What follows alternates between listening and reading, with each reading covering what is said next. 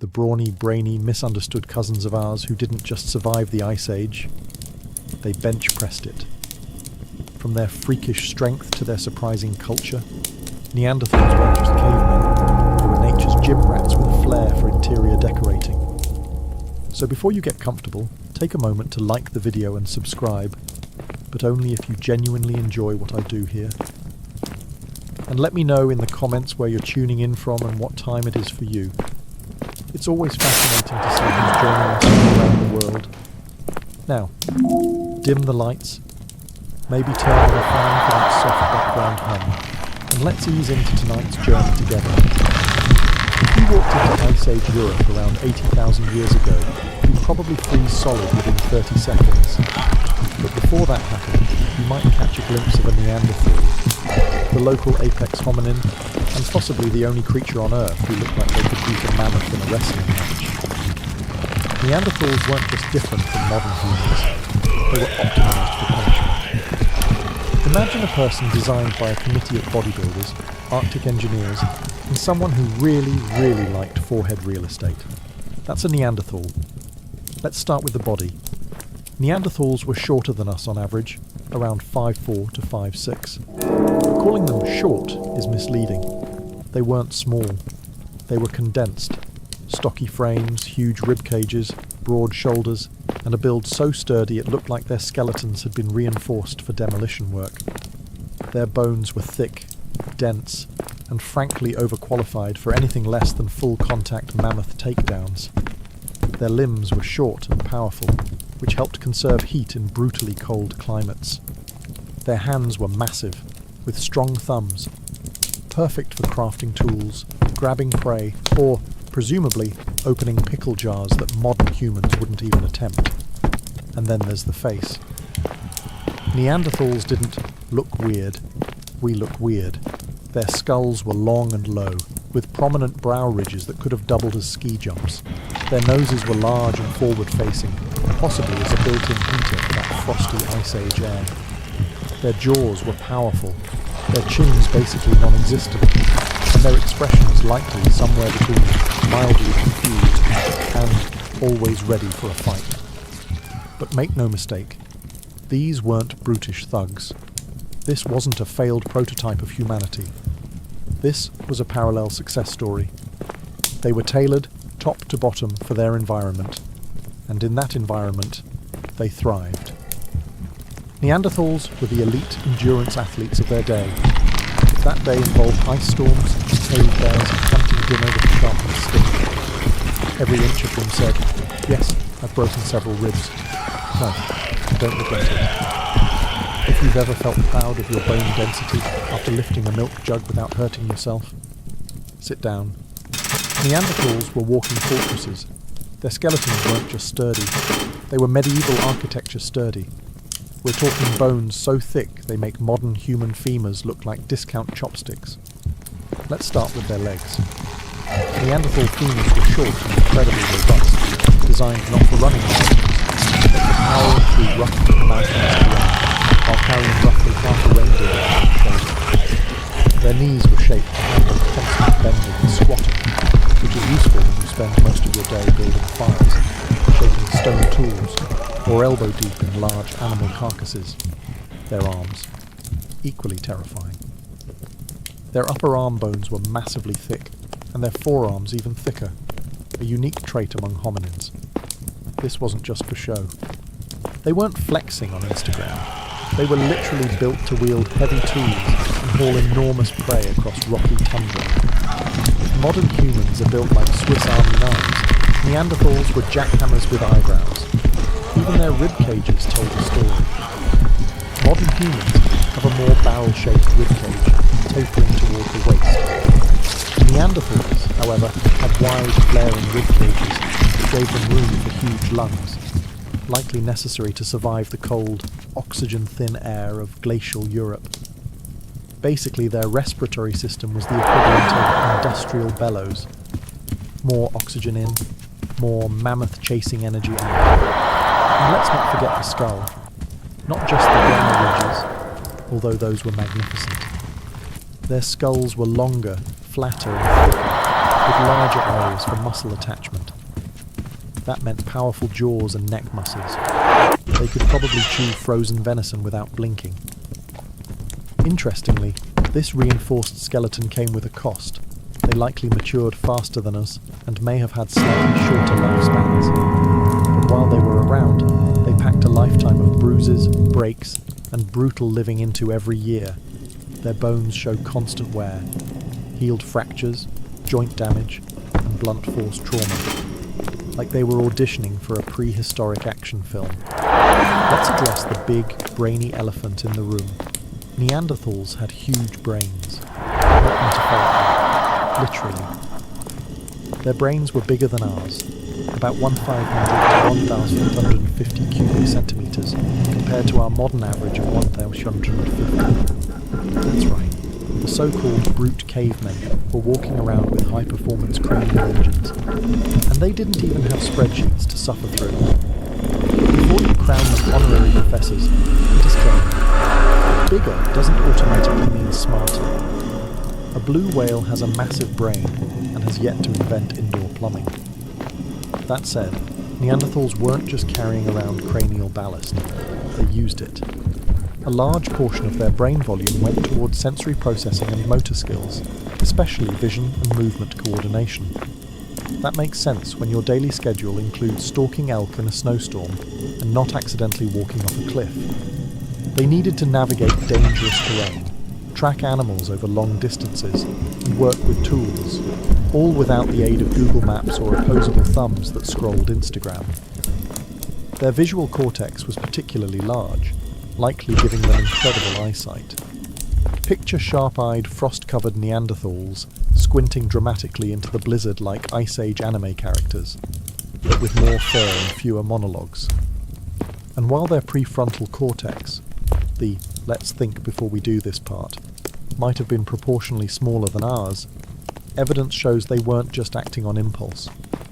Their lives required planning, cooperation, and a surprising amount of creativity, including the kind that involves painting cave walls and possibly applying ochre like early makeup.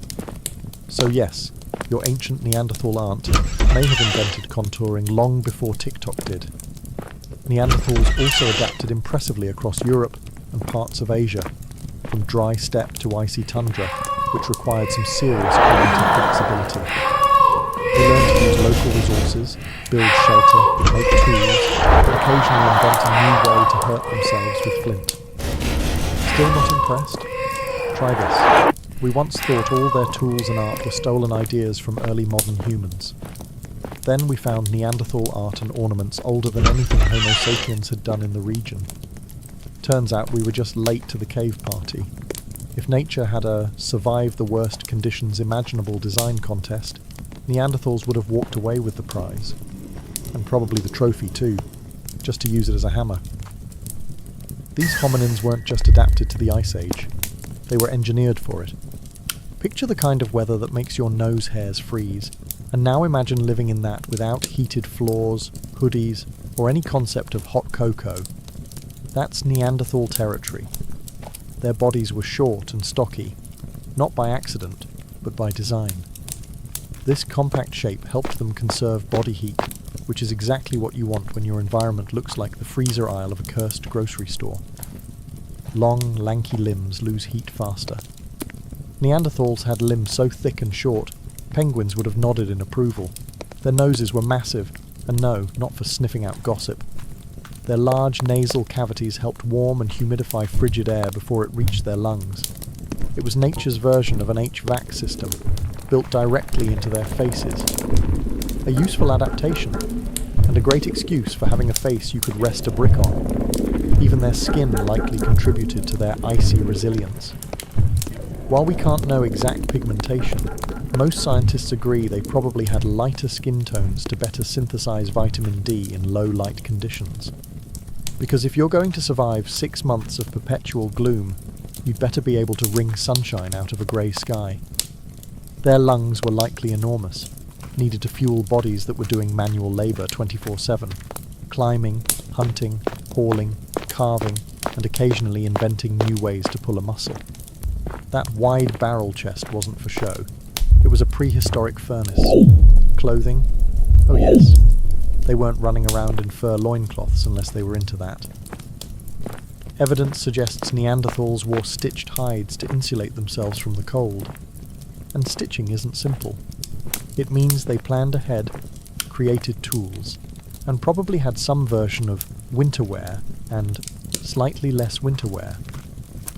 In short, Neanderthals weren't barely surviving the Ice Age, they were thriving in it. They weren't nature's underdogs.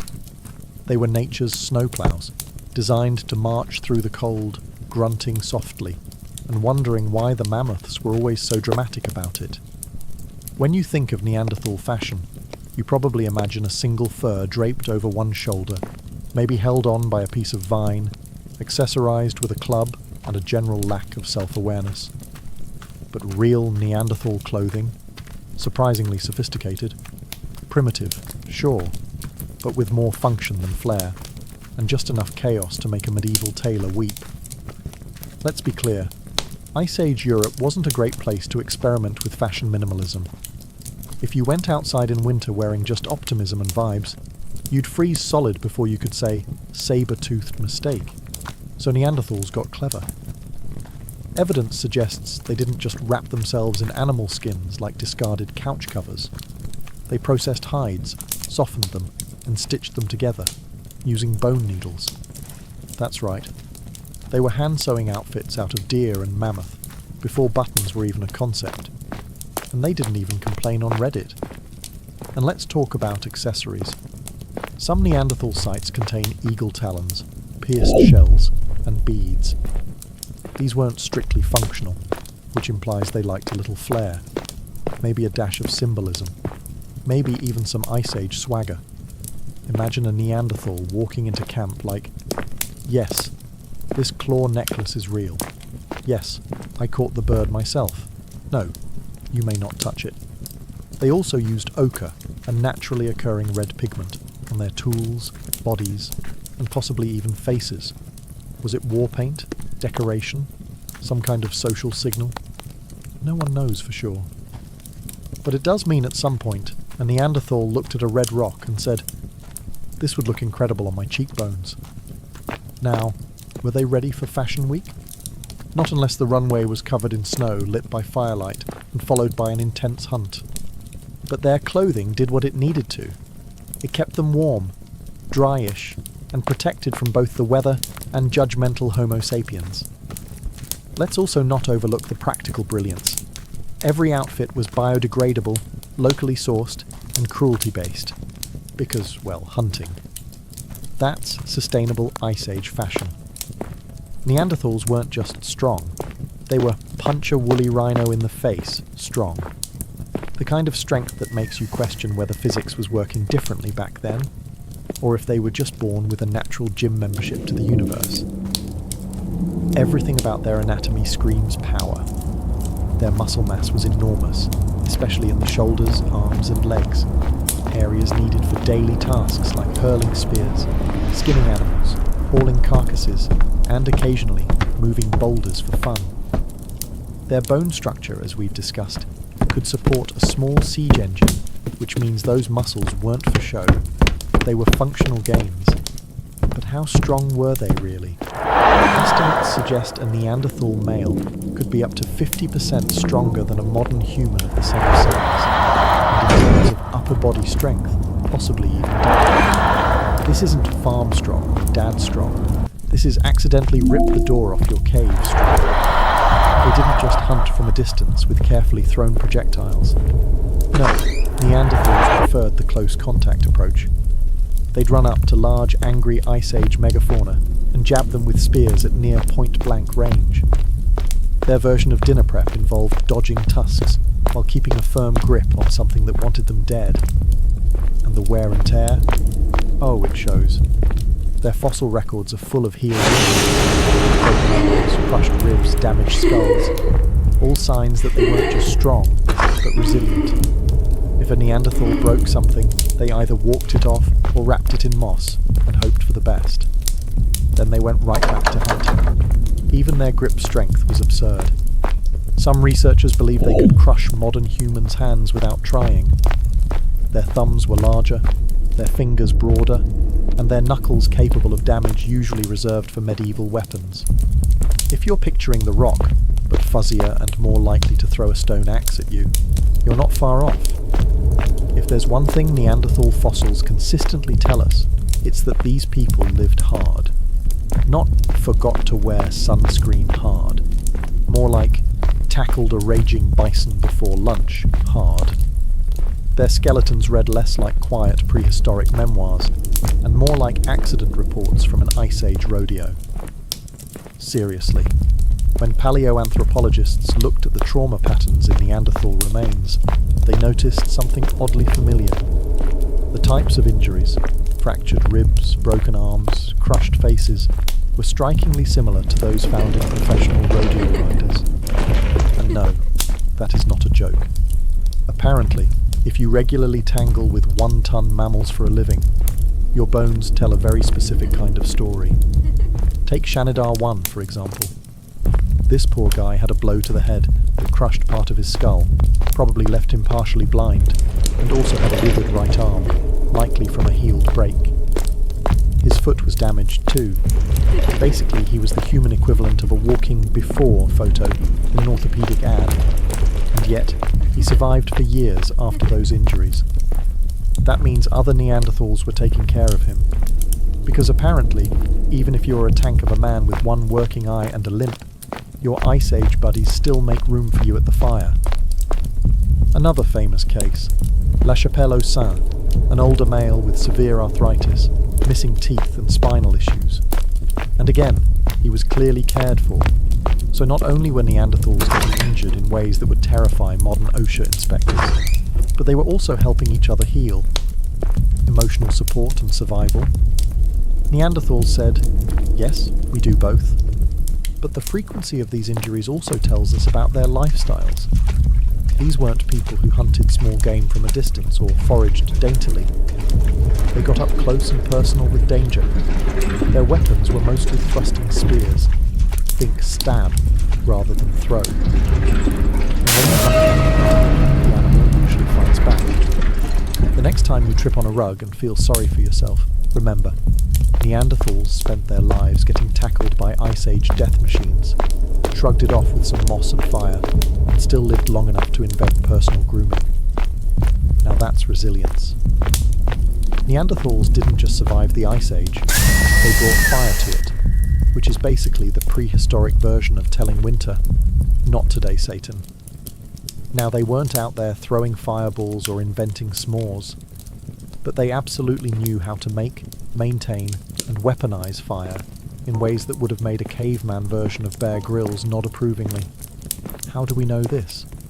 Archaeological sites reveal clear evidence of hearths, centralized fire pits with charred bones, heated stones, and layers of ash, sometimes built up over years in the same spot.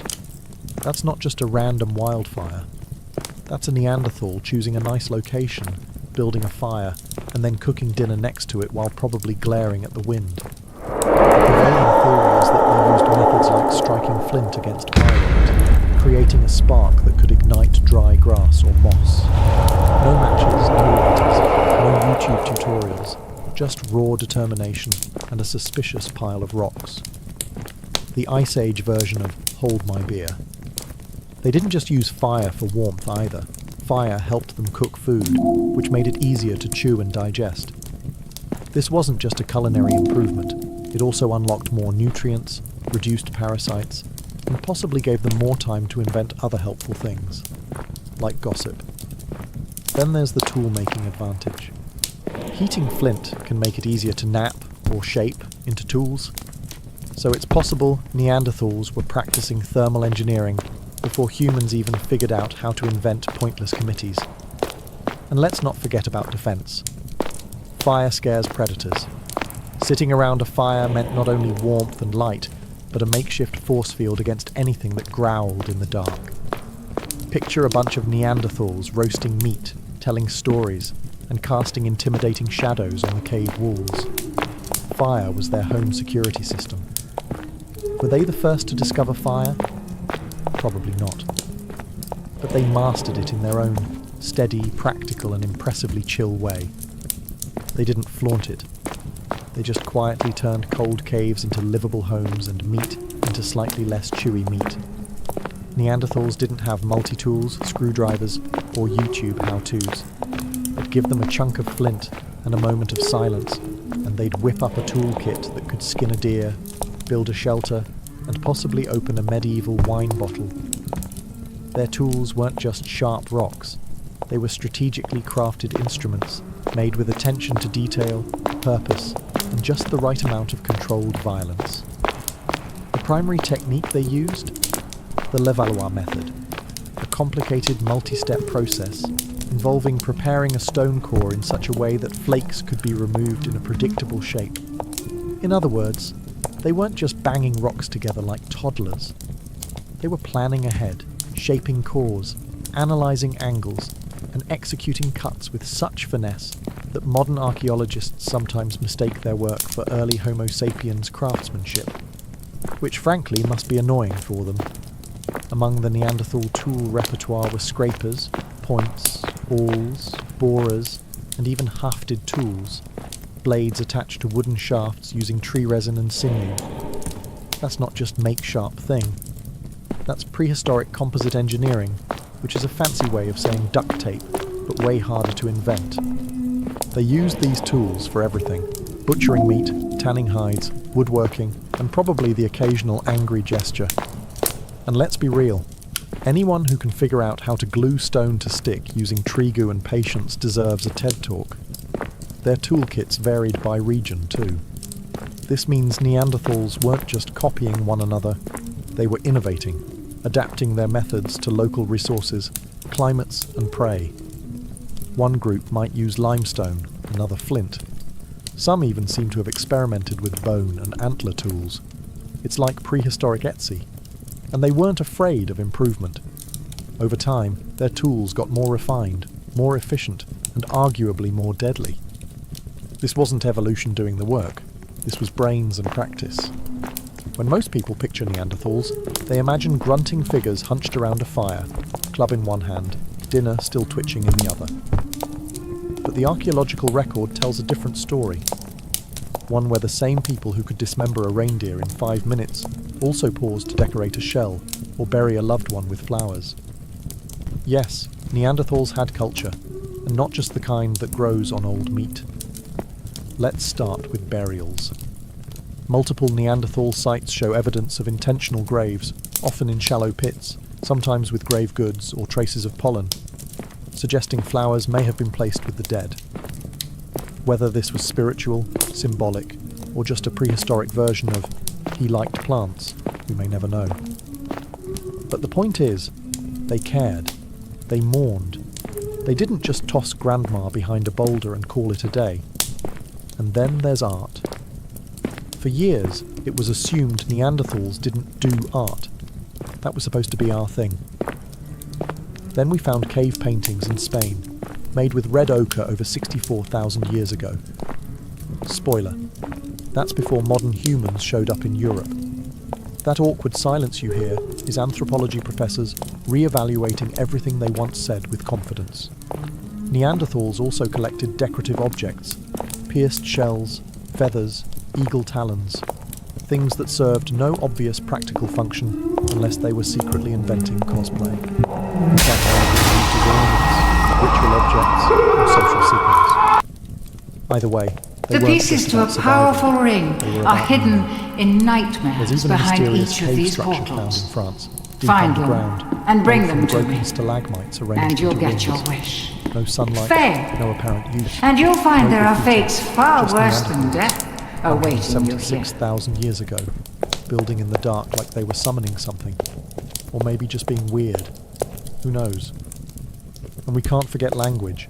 They had the hyoid bone, crucial for speech, and genes related to language processing. So they may not have written poetry, but it's safe to say they weren't just grunting.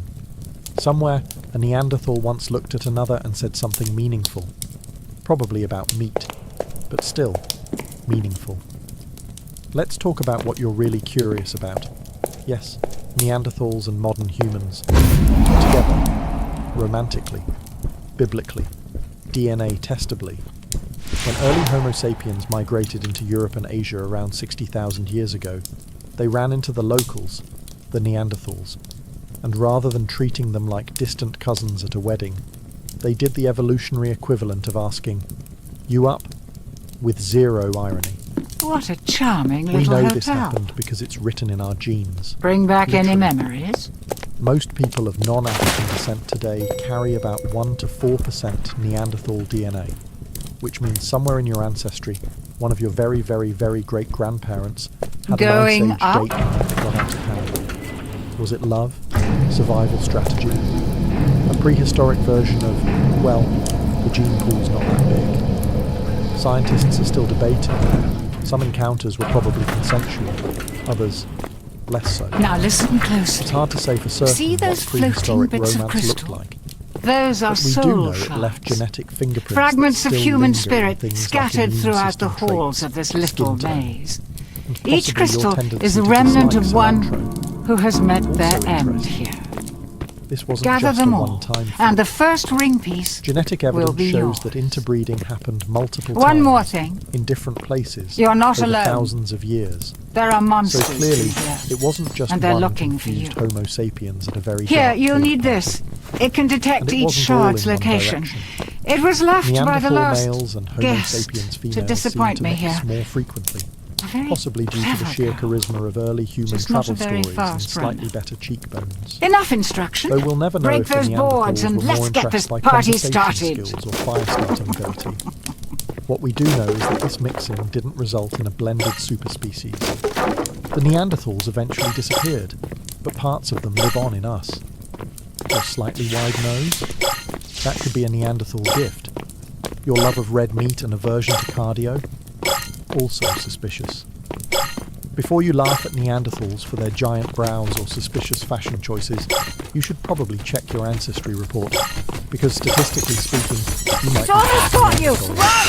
No offense. It's something. That's what you get for Thanks monkeying to around genome with sequencing murder and the tireless monkeys. efforts of geneticists with high-powered microscopes and too much coffee, we now know that most people of non-African descent carry about 1 to 4% Neanderthal DNA. That means if you're watching this and your Thomas got you! Run! great-great-great-great-grandparents wore fur and didn't blink during snowstorms. Congratulations, you're a little bit Ice Age. And this ancient inheritance isn't just a quirky footnote, it shows up in real ways. For starters, Neanderthal Run, genes have run! been linked to traits involving skin tone, hair texture, immune response, and even pain sensitivity. So if you sunburn easily, react strangely to allergens, or stub your toe and feel like you've been shot, you may have the Neanderthal edition of human chromosomes. Evidence that Neanderthal DNA Right affects how people sleep, Dead process already? and respond to That's certain okay. medications. Nobody liked you Some studies anyway. suggest it may influence mood regulation, meaning, yes, your brooding tendencies and general grumpiness in winter may be genetically justified, but it's not all good news.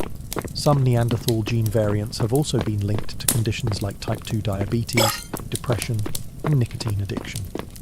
So while your ancient cousins might have helped you survive a woolly mammoth ambush, they might also be partly responsible for your impulse to buy snacks and doom scroll at 2 a.m. It's also worth noting that African populations, whose ancestors didn't interbreed with Neanderthals after migrating to Africa, have little to no Neanderthal DNA. But they do have traces of other archaic genes, like the Denisovans, meaning the human family tree is less of a clean chart and more of a tangled, romantically chaotic shrub. Neanderthals thrived for nearly 300,000 years, surviving ice ages, saber-toothed predators, and each other. They were the original Europeans, the true locals. And then, roughly 40,000 Right years behind later, quietly. No dramatic extinction event, no comet, just fade to black. Like they missed the memo about sticking around for the Holocene. So what happened? One theory is You've as the gathered last half ice of the age began soil. shifting, I don't Neanderthals care. struggled to adapt I would have to new thought you'd have been environment. shredded Their by hunting now. grounds changed. Large game became scarce. Run, And even run! mammoths started acting dramatic. For a group built to dominate the cold, warming weather was less summer vibes and more existential crisis. Another theory, competition with Homo sapiens. When modern humans arrived in Europe, they brought things like long-distance weapons, more varied diets, and that extremely annoying habit of surviving everywhere. They reproduce faster, travel farther. It helps if you don't let them stab you in the Which in a face. species contest counts for a lot. It's also likely that Neanderthals were outnumbered. Their populations were smaller and more isolated, meaning less genetic diversity. A serious problem when every winter is a survival game show and your neighbours are reproducing like it's a competitive sport. And yet, this wasn't a violent takeover. Run! Run! There's no massive evidence of genocide or battles. If anything, It helps Neanderthals if you and humans don't let them coexisted for stab you in the thousands of face. years. Traded DNA, shared ideas, and probably some awkward campfire conversations, and slowly blended until there weren't any pure Neanderthal populations left. The last known Neanderthals likely lived in southern Iberia, places like Gibraltar, where they held on for a few thousand years more like the final flickers of a candle. The archaeological record goes quiet. No new tools, no new burials, just stillness. But this wasn't a failure. It was a chapter, and one that left a permanent mark. Neanderthals didn't go out with a bang, but their influence lives on. Not in monuments or scrolls, but in DNA, in bones, in blood. They weren't erased, they were absorbed. For most of modern history, Neanderthals got the short end of the evolutionary stick. Not in terms of biology, but in public relations. They were the original victims of bad press. When the first Neanderthal fossils were discovered in the mid-1800s, scientists weren't sure what to make of them. The skull looked humanish, but the brow ridges were huge, and the limbs were weirdly thick, like someone had taken a normal person and run them through a bulk filter. Victorian scientists, being Victorian scientists, quickly labelled them brutish, primitive, and likely terrible at dinner conversation. Thus began the myth of the stooped, grunting caveman, part monster, part embarrassing uncle. And the name Neanderthal itself didn't help.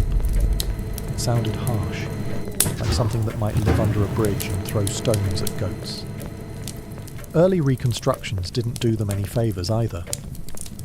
One famous depiction showed a Neanderthal standing with a 1,000-yard stare and no neck, which, spoiler, was based on an elderly individual with arthritis. That would be like judging all humans based on someone's great-grandpa during a back spasm. The image stuck. Cartoons, movies, and textbooks reinforced the stereotype. A dumb brute with a club and questionable posture. Meanwhile, the truth, that Neanderthals buried their dead, art, made tools, and possibly wore jewellery, was quietly ignored in favour of grunts and loincloths. Why did we do this? Probably because it made us feel superior. Humans love a good story about how we were the chosen ones, the smart ones, the only ones. Reducing Neanderthals to failed prototypes let us keep that narrative intact.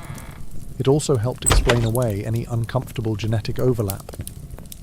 Sure, we're related, but we're better, right? Only recently has the myth begun to unravel. As more archaeological discoveries emerge, we're forced to admit that Neanderthals were more like us than not.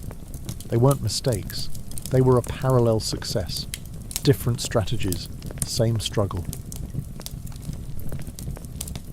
In the war-torn twilight of Japan's Heian period, the battlefield was no place for a woman, and yet, that's precisely where Tomo Gozen belonged.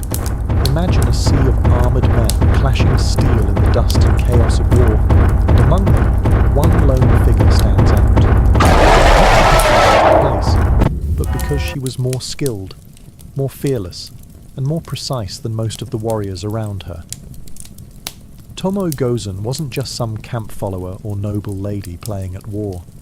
She was a trained warrior, Onamusha, from the province of Echigo. From a young age, she was taught to ride, to shoot a bow from horseback, and to wield a katana with such ferocity that she left men twice her size bleeding in the dirt. Her loyalty lay with Minamoto no Yoshinaka, a prominent general of the Minamoto clan. But make no mistake, Tomoe wasn't merely his bodyguard or ornament. She was his commander, his equal, his enforcer. Contemporary accounts describe her as a remarkably beautiful woman, with white skin, long hair, and charming features. But the compliments didn't stop at her looks. They spoke of her strength, her uncanny skill in archery, and her unmatched swordsmanship. And this wasn't poetry or court gossip. It was battlefield fact. She could break through ranks, decapitate a foe mid-gallop, and keep riding without so much as a misstep. Tomoe Gozen was a storm in human form, and the timing of her rise was no coincidence. Japan was being torn apart in the Genpei War, a civil conflict between the Minamoto and Taira clans for control of the imperial throne. Feudal codes were being rewritten. The samurai class was rising. And in this vacuum of order and chaos, Tomoe Gozen carved out a space no woman had ever dared claim before, on the front lines. She didn't just fight. She commanded troops. She won duels. She carried heads back to camp, like any warrior proving their kill. And most of all, she defied the carefully drawn lines of what womanhood was supposed to look like in 12th century Japan. Tomoe Gozen wasn't an exception.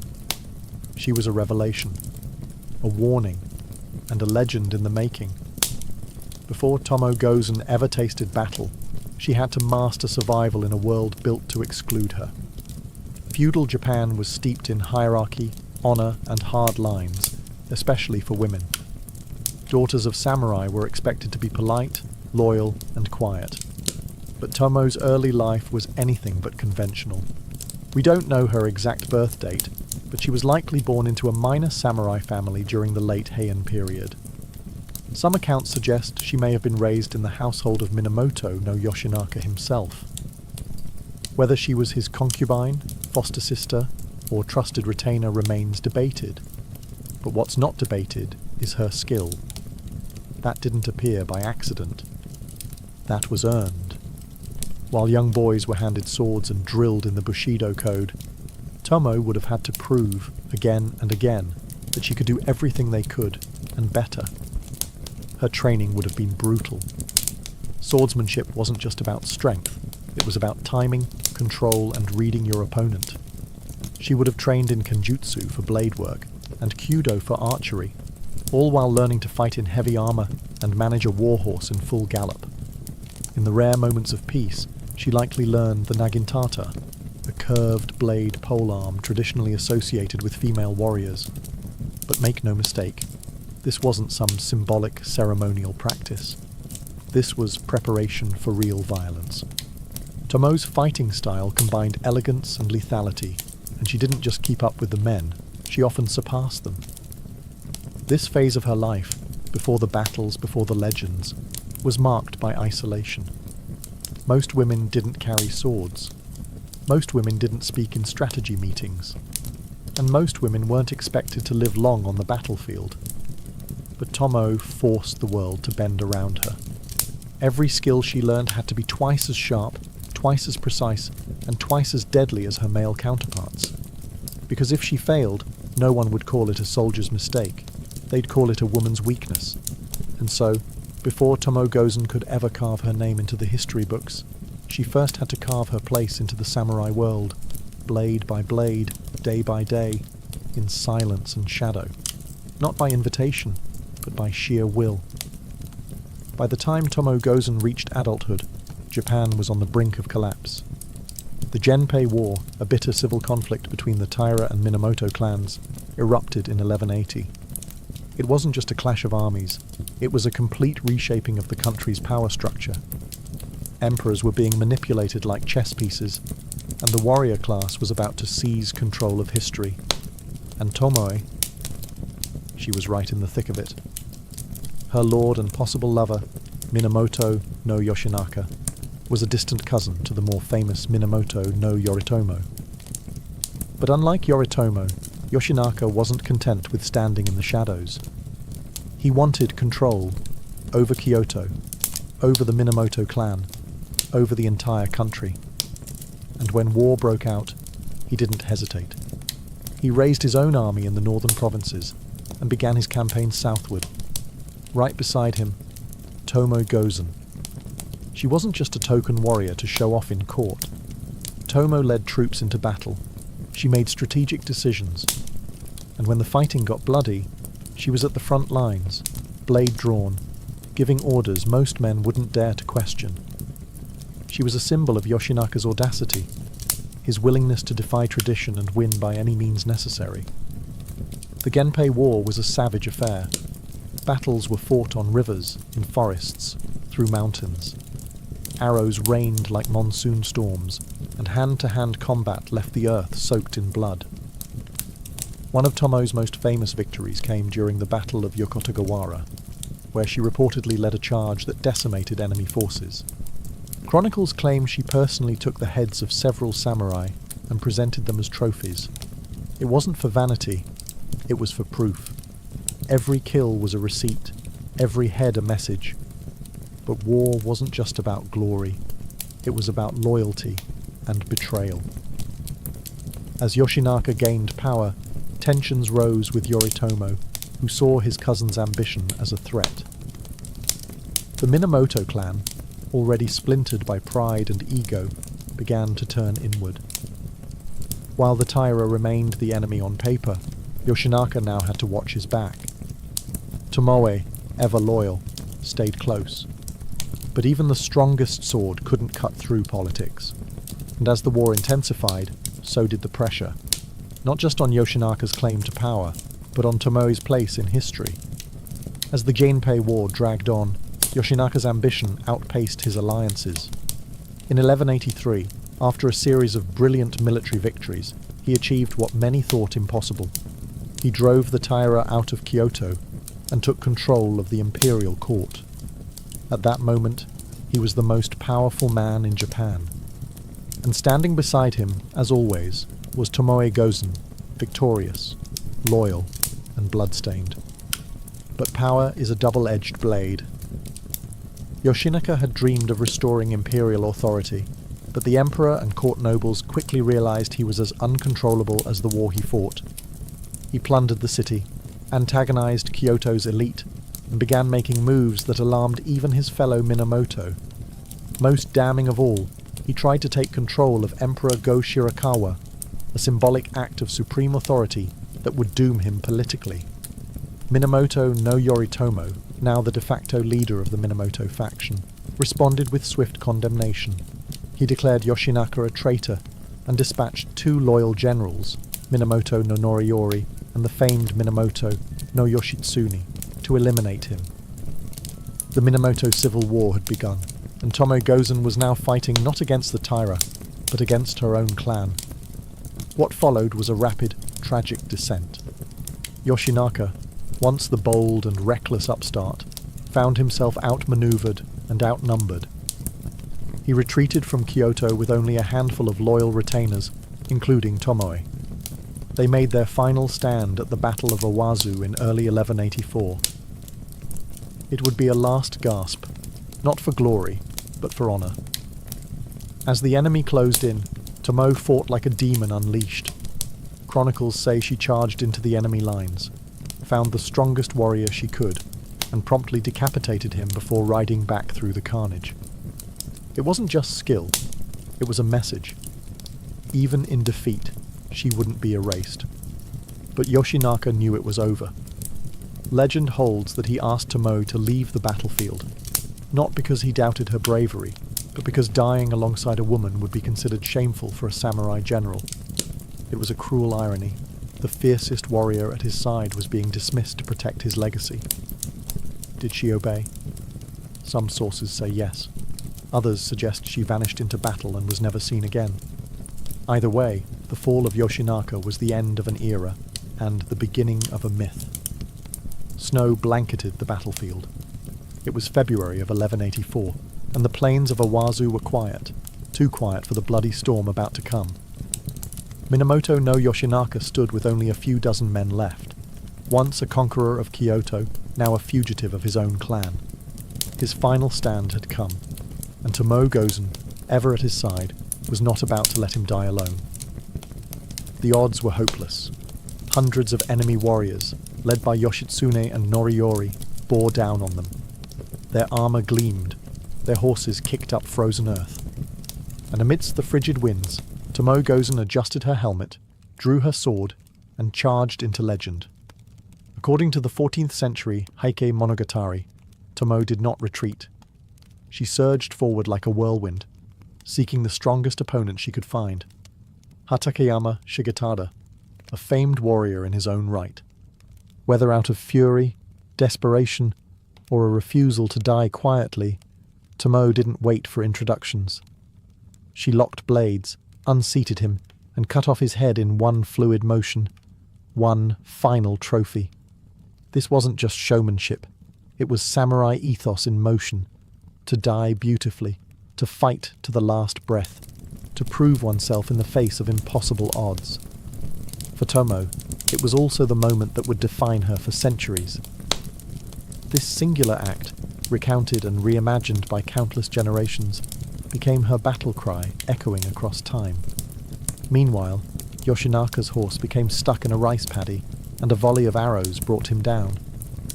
His loyal companion Imai Kanehira committed suicide in dramatic fashion, placing his sword in his mouth and leaping from his horse. The warlord's inner circle had been extinguished. But Tomoe, here the records diverge. One version claims Yoshinaka ordered her to flee before his death, fearing the shame of dying alongside a woman. Others say she refused, fought her way out, and vanished into the mountains. Still others say she was captured, forced to marry an enemy general, and later became a nun. None of these endings have been confirmed. But one thing is certain. Her last recorded act at Owazu was not one of surrender. It was one of defiance. Tomoe Gozen didn't just disappear. She ascended into legend, carried on the back of one perfect, furious, final charge. After the blood-soaked snows of Owazu, Tomoe Gozen vanished from the official records, as if she rode straight off the battlefield and into myth. No historian can say with certainty what happened to her, and perhaps that's fitting. Warriors like Tomoe weren't supposed to survive. They were supposed to die with their lord, their sword, and their honor. But Tomoe? She may have chosen something far more rebellious: to live. The Heike Monogatari, our main source on Tomoe's life, offers conflicting stories. One claims she was captured and forced to marry one of Yoritomo's generals, Wada Yoshimori. She bore him a child, and after his death, she became a nun, retreating from the world of steel and politics. Another tale claims she cut off her long warrior's hair, assumed a new identity, and vanished into the mountain monasteries of Nagano, never to be seen again. Yet another version hints that she continued to wander the countryside as a ronin, an unaligned warrior, hired for private vengeance and borderland skirmishes. And then, silence. Centuries of it. The truth, buried somewhere under folklore, scrolls and oral tales, may never surface. But Tomoe's vanishing act became part of her power. By slipping out of history, she became immortal. She was no longer constrained by one ending, one role, or one version of femininity. Instead, she became a symbol of possibility. What makes her story even more enigmatic is how Japan itself evolved in her absence. The rise of the shogunate under Minamoto no Yoritomo marked the beginning of the Kamakura period, a rigid, patriarchal era where women were pushed further into the background. Female warriors didn't vanish completely, but they were increasingly sidelined, romanticized, or erased. And yet, Tomoe endured, not in the dusty scrolls of official history perhaps, but in the stories mothers told their daughters, and soldiers whispered around campfires. She became a ghost that haunted the samurai ideal, the woman who fought like 10 men, but answered to no one. Over time, poets, playwrights, and artists resurrected her, sometimes as a tragic lover, sometimes as an avenging demon, sometimes as the last true samurai, but always, always as a figure who defied expectations and left a trail of mystery behind her. Tomoe Gozen didn't just vanish, she transformed, and the silence she left behind roars louder than any death scene. As centuries passed, the woman once feared on the battlefield became something else entirely. a legend moulded by poets, monks, and playwrights. In an era where women were expected to be invisible, Tomoe Gozen became unforgettable. The Heike Monogatari, a sweeping semi-historical war epic compiled in the 13th century, was the first to etch her into cultural memory. But this text was never just a history book. It was performance.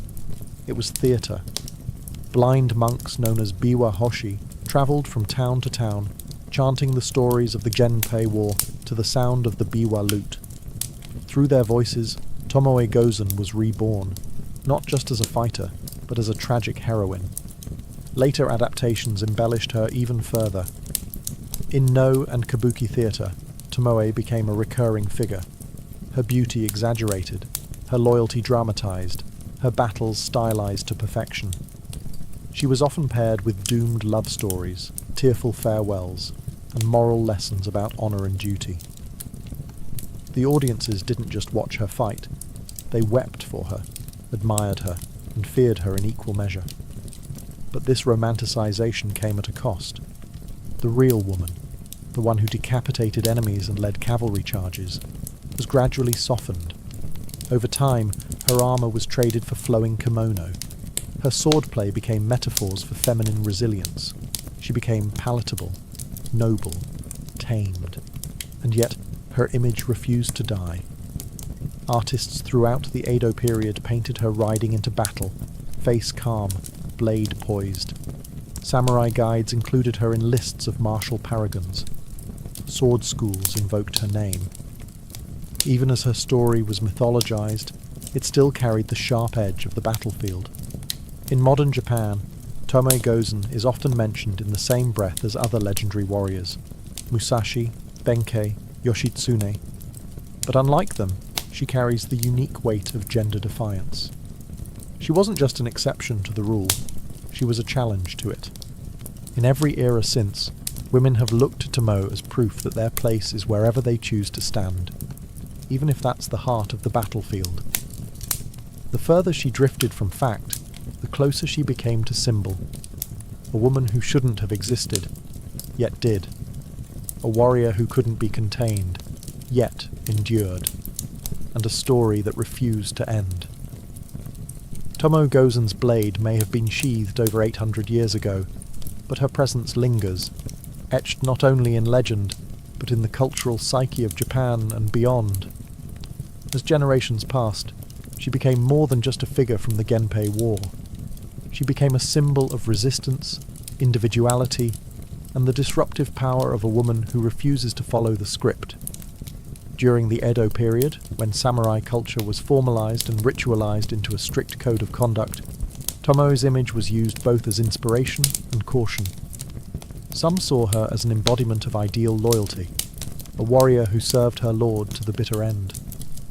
Others, especially in patriarchal scholarly circles, saw her as a dangerous anomaly, proof that when women step beyond their prescribed role, chaos follows. But even those who feared her couldn't erase her.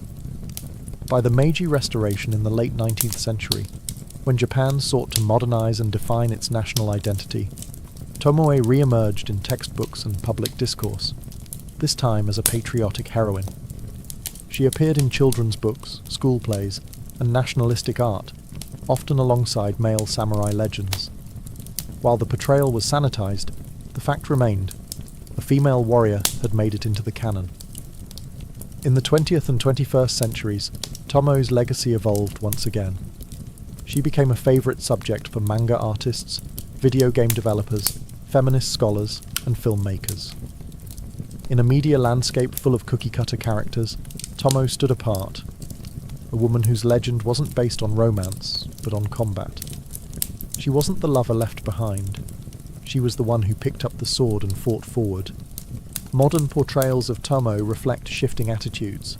Some cast her as a feminist icon, others as a tragic figure of unfulfilled destiny. Some present her as a warrior spirit haunting the battlefields.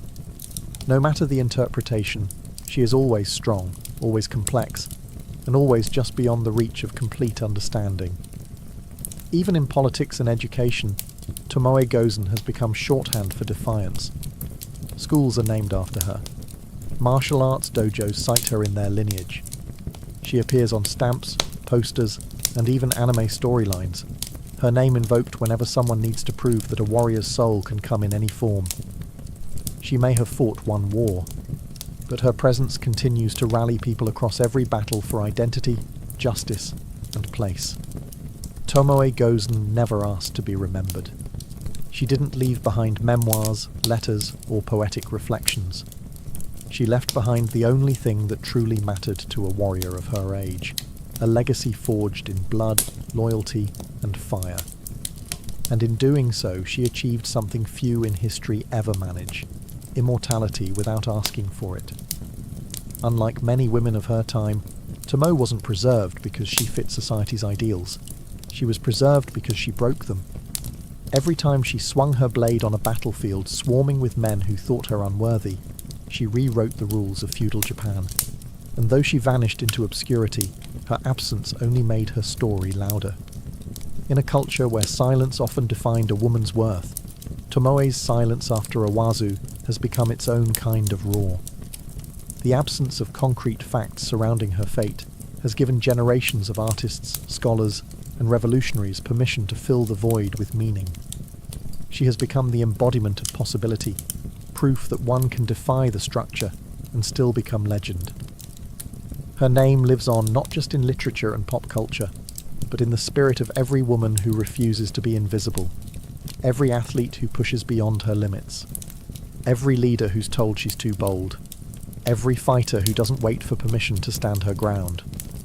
Tomoe Gozen isn't just a historical figure. She's a standard bearer of defiance wrapped in silence.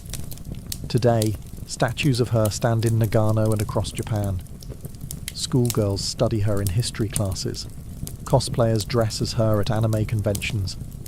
Martial artists whisper her name as they train with the naginata. She even appears in international games and series, reminding global audiences that the archetype of the female warrior isn't fiction, it's history. And yet, her greatest power may lie in the fact that we still don't fully know her. Was she a concubine turned general? A foster daughter raised in the art of war? A lone ronin who walked into the mountains and never looked back? We may never uncover the full truth, but maybe that's the point. Tomoe Gozen was never meant to be one story. She was meant to be many, not bound by records nor erased by time, just eternally riding, sword drawn, into the legend she forged herself. Before satellites lit up the sky and compasses pointed north, ancient mariners stared out over endless horizons and asked the boldest question of all: what's out there? These weren't reckless fools. They were engineers, navigators, and dreamers. And with little more than the stars overhead and the winds in their sails, they carved sea routes that would become the first arteries of global connection. Humanity's relationship with the sea began tens of thousands of years ago. Some of the earliest evidence of watercraft dates back over 40,000 years, long before the agricultural revolution. Even then, early humans were already using rafts to reach distant islands like Australia, which required crossing hundreds of miles of open ocean. These were not lucky accidents. They were planned journeys, made with a clear understanding of tides, winds, and celestial patterns. By 3000 BCE, maritime technology was flourishing.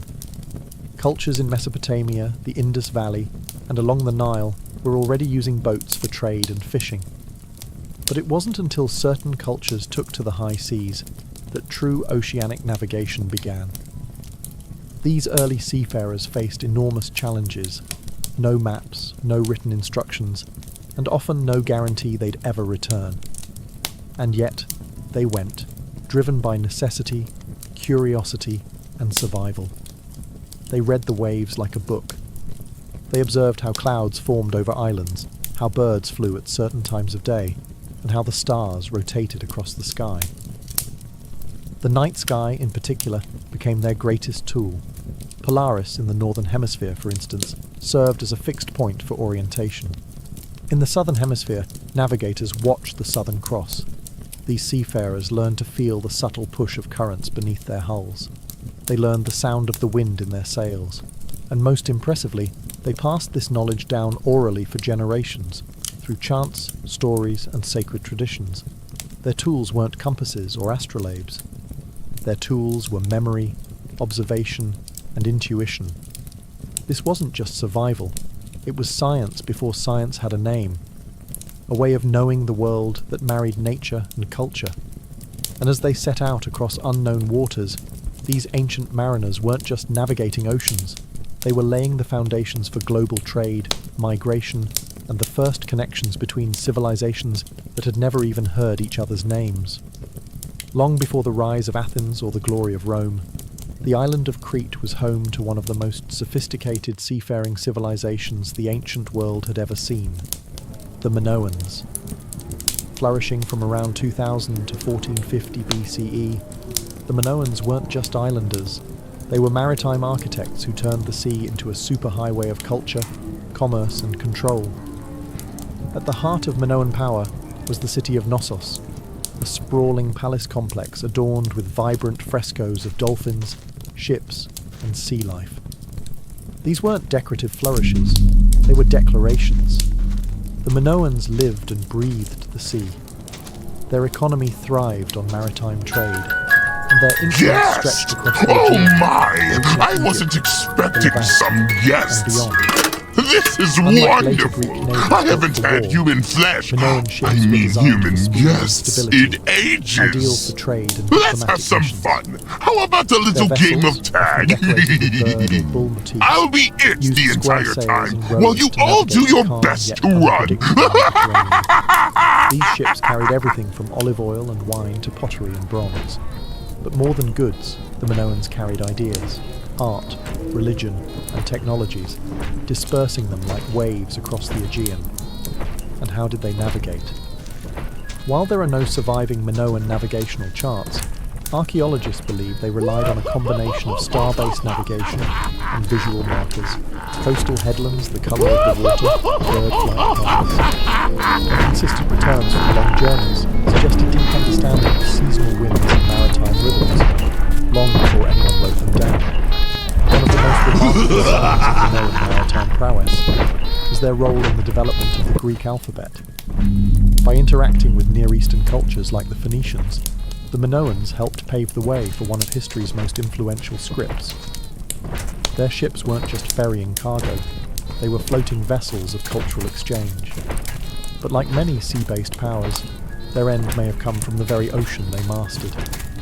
Around 1450 BCE, a volcanic eruption on the nearby island of Thera, modern-day Santorini, may have triggered tsunamis and ash clouds that devastated Minoan ports and destabilized their control. Whether by nature or invasion, their ships eventually disappeared from the waves. Still, the Minoans left behind more than ruins. They left behind a legacy of what it meant to rule not by land, but by sea. If the Minoans were the artists of the sea, then the Phoenicians were its tireless entrepreneurs. From around 1500 BCE to 300 BCE, the Phoenicians, a loose confederation of city-states like Tyre, Sidon, and Byblos, dominated the eastern Mediterranean, not with armies, but with fleets. Their legacy isn't one of empires and conquests, it's one of navigation, trade, and spread of culture across the world. The Phoenicians didn't have a unified kingdom with grand capital. What they had were ships, and lots of them. These were sleek, fast, and highly manoeuvrable vessels capable of long-distance trade. Using both square sails and banks of oars, their ships could hug coastlines or dart across open water. With them, they brought glass, cedarwood, purple dye, and most importantly, ideas. They were the middlemen of the ancient world, linking Egypt with Anatolia, Greece with Mesopotamia, and North Africa with the Western Mediterranean. They established outposts and colonies across the coastlines, most famously Carthage in North Africa, which would later rise to rival Rome. Each colony acted like a node in a vast maritime network, with the mother cities back east reaping the benefits of trans-Mediterranean commerce. But how did they manage to sail such distances with no compass or sextant? Like their Minoan predecessors, the Phoenicians used the stars, particularly Polaris, the North Star. They also understood prevailing wind patterns, coastal features, and current behaviour. Many scholars credit them with developing one of the first systems of celestial navigation. Yet their greatest contribution wasn't something they carried. It was something they invented, the alphabet. The Phoenician writing system, developed around 1050 BCE, was a revolutionary leap. An alphabet of just 22 characters, representing sounds rather than entire words or syllables. This script would go on to inspire the Greek, Latin, Hebrew, and Arabic alphabets. Through this linguistic breakthrough and their seafaring tenacity, the Phoenicians didn't just trade, they connected. They turned the sea from a barrier into a bridge, linking cultures, languages, and economies. And they did so not by colonizing hearts and minds, but by sailing from one to the next. The Mediterranean wasn't just their highway, it was their identity. While the Mediterranean world was abuzz with Phoenician traders and Greek triremes, an entirely different maritime saga was unfolding on the opposite side of the planet. One of outriggers, double-hulled canoes, and stars charted across the largest ocean on Earth. These were the Austronesian seafarers, and they didn't just sail the seas. They colonized half the planet's surface without metal tools, maps, or written language. Originating from what is now Taiwan around 3000 BCE, the Austronesians expanded steadily southward and eastward, hopping from island to island with astonishing speed. By 1500 BCE, they had reached the Philippines, Indonesia, and the edges of New Guinea. By 1000 BCE, they were in Micronesia and Melanesia. And by the first centuries, CE, they had reached as far as Madagascar to the west and Easter Island to the east, an arc of human migration that spans over 10,000 miles. Their vessels were marvels of engineering.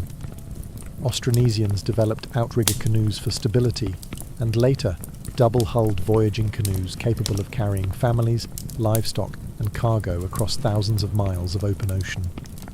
They harnessed wind through crab-claw sails and used paddles for precision near islands.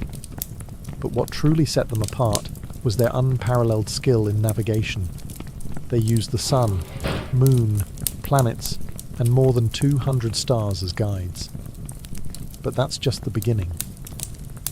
Austronesian navigators, especially the famed Polynesian wayfinders, read the ocean like a living map. They could detect subtle changes in wave patterns caused by distant islands reflecting swells. They followed seabird flight paths, studied cloud formations, and even tasted seawater for salinity shifts near land. This wasn't instinct, it was highly refined science, passed down orally through chants and memory devices.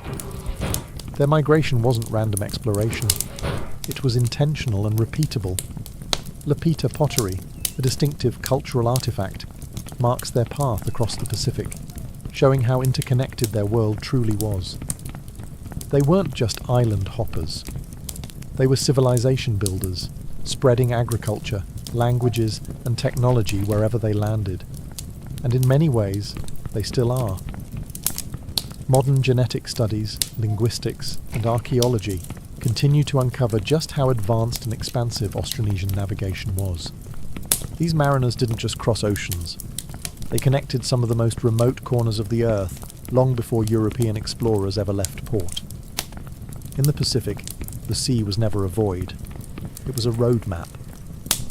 When we think of ancient Egypt, towering pyramids and desert tombs usually come to mind. Not ships. But the Egyptians were no strangers to water. The Nile was their lifeline, their highway, and their first school of navigation. Yet what's often overlooked is how the Egyptians extended their maritime reach far beyond the riverbanks, venturing into the Red Sea and possibly even further afield. Egypt's mastery of the Nile began early. As far back as 3000 BCE, they built large wooden boats with planks lashed together by rope and sealed with resin. These vessels, propelled by both sails and oars, were essential for transporting goods, soldiers, and grain across the vast stretches of the river. But the Nile was only the beginning. By the time of Pharaoh Hatshepsut in the 15th century BCE, Egypt was launching sea expeditions from ports along the Red Sea. Her famous voyage to the mysterious land of Punt, possibly located in modern-day Somalia, Eritrea, or southern Arabia, was a landmark in ancient maritime history. Reliefs from her mortuary temple at Deir el-Bahari show detailed depictions of large cargo ships loaded with exotic animals, incense trees, and gold, all returning from a successful voyage across the sea. These weren't accidental drifts. They were carefully organised missions, planned with knowledge of monsoon wind patterns, currents, and seasonal timing. Egyptian sailors would have hugged coastlines, used star patterns for navigation, and relied on maritime scouts, perhaps even recruiting skilled local sailors from the Red Sea region. Some theories even suggest Egyptian contact with the Indus Valley via indirect maritime trade, especially during the peak of Mesopotamian Indus-Egyptian interaction. While direct evidence is limited, items such as ivory, lapis lazuli, and spices hint at a broader Indian Ocean trade network in which Egypt may have played a part. The ships themselves were engineering marvels for their time. Built from imported cedarwood, mostly from Lebanon, Egyptian seafaring vessels featured curved hulls and large square sails. These ships could carry heavy loads and withstand the swells of the Red Sea. Though the Egyptians never became a dominant naval power like the Phoenicians, they left an important legacy. They were among the first to treat maritime voyages as royal, sacred, and strategic endeavours. Their sea journeys were extensions of their empire, diplomacy, and divine authority. On land, they built pyramids, but on water, they launched ambition. Amid the dusty plains of modern-day Pakistan and northwest India, once thrived one of the world's oldest urban civilizations, the Harappans, or the Indus Valley Civilization. Flourishing between 2600 and 1900 BCE, they built cities with advanced sanitation, standardized bricks, and remarkable urban planning. But buried beneath this archaeological brilliance is another truth, one less spoken but deeply significant. The Harappans were maritime traders. Unlike Egypt or Mesopotamia, the Harappans left behind no deciphered writing, no grand naval reliefs, and no epic tales of sea voyages. Yet clues of their maritime prowess quietly dot the archaeological record. Excavations at Lothal, a major Harappan port city in Gujarat, revealed what many believe is one of the world's earliest known dockyards. Measuring 218 metres long with floodgates and channels, it connected to an ancient river that flowed to the Arabian Sea, proof that Harappan engineers weren't just thinking inland, but outward. Artifacts tell the rest of the story.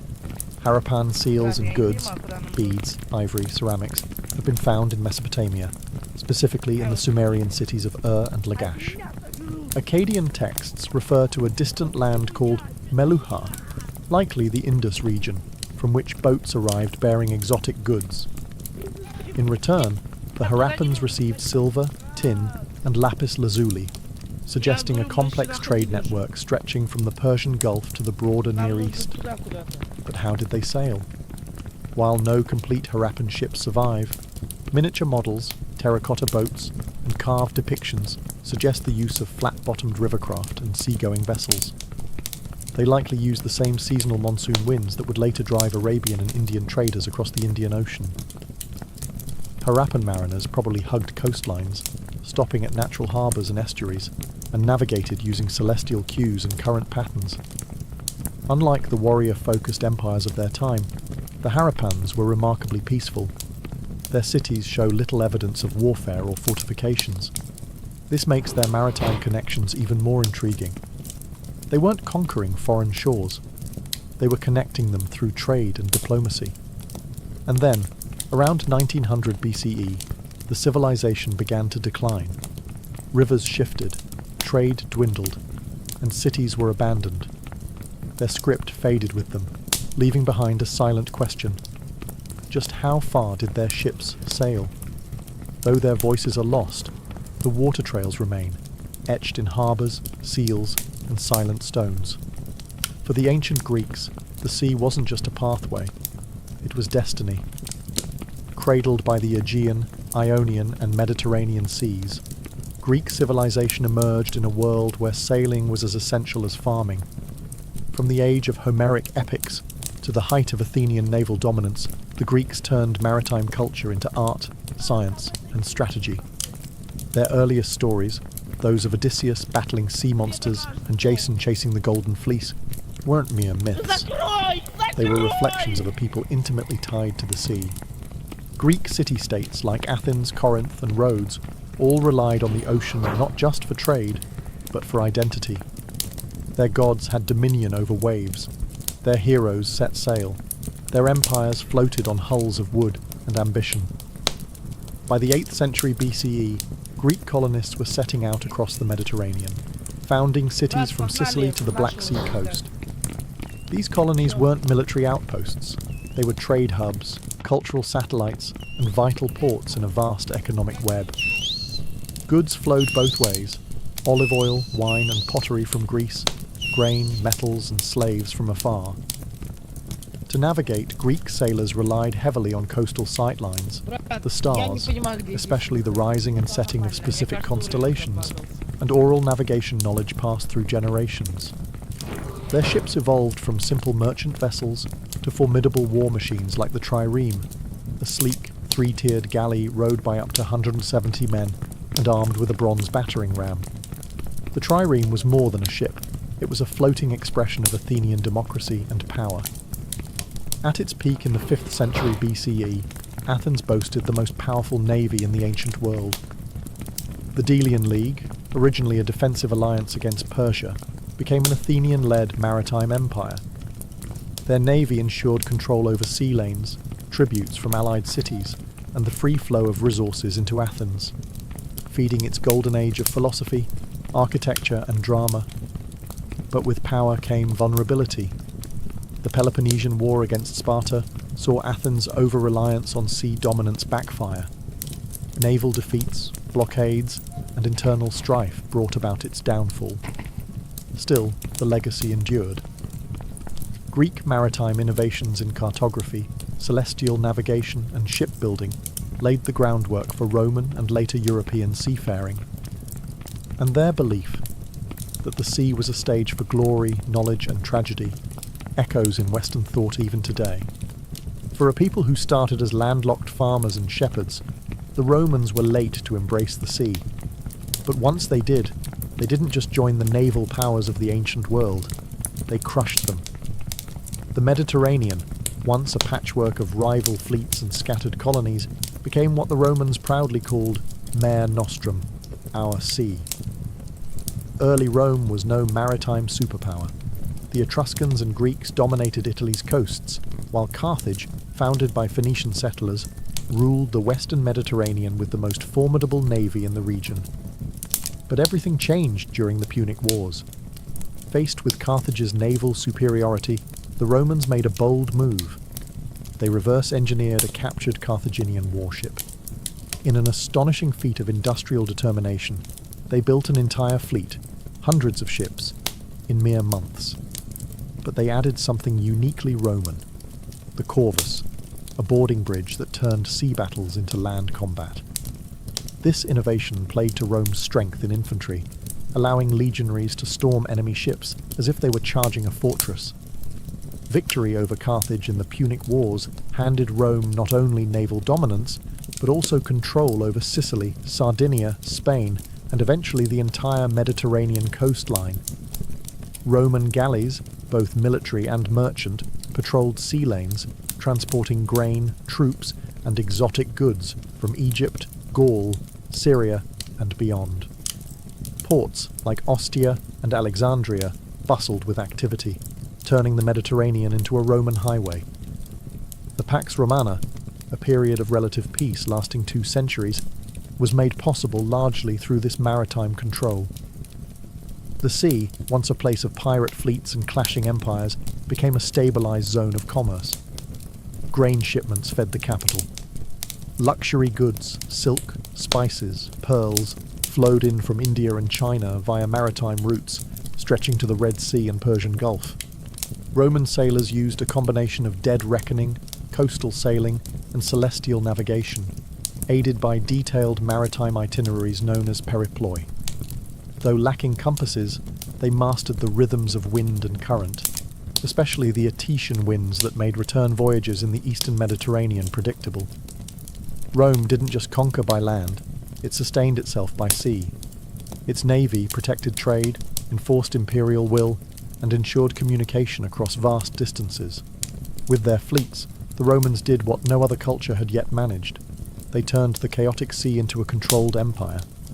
Long before modern maps, compasses, and diesel engines, the ancient world was already connected by an invisible latticework of sea routes, drawn not with ink, but with wind, memory, and stars. From the reed boats of the Nile to the double-hulled canoes of the Pacific, these early maritime cultures didn't just explore the seas, they defined them. And their legacy still lingers in every port, every trade route, and every ship that crosses the waves today.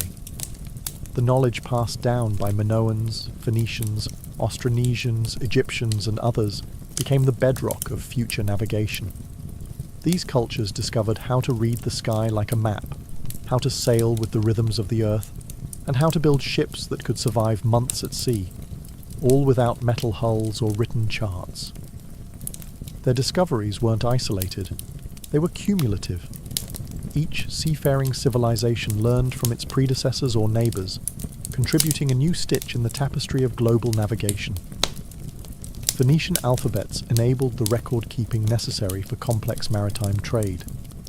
Austronesian navigation traditions, preserved orally for generations, inspired 20th century efforts to revive wayfinding without instruments. Greek observations of the stars and winds laid the groundwork for ancient geography. Roman engineering gave us ports and lighthouses still echoed in today's harbour design.